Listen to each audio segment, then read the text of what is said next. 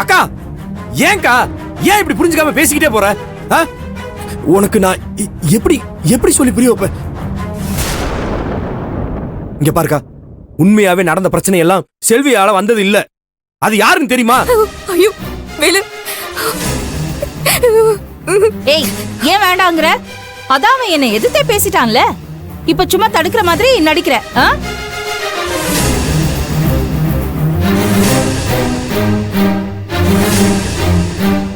அண்ணி, இப்பவும் சொல்றேன், இந்த குடும்பம் என்னைக்குமே என்னால நல்லா இருக்குமே தவிர இந்த குடும்பத்துக்குள்ள என்னால பிரச்சனை வராது.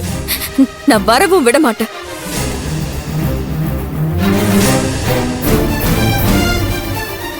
நாளைக்கு மறுநாள் நிச்சயமா சண்முகண்ண நம்ம வீட்டுல இருப்பாரு. என்னால உங்க குடும்பத்துக்குள்ள வந்த பிரச்சனைய நானே சரி பண்ணிடுறேன். ப்ளீஸ் அண்ணி, என்ன புரிஞ்சுக்கோங்க.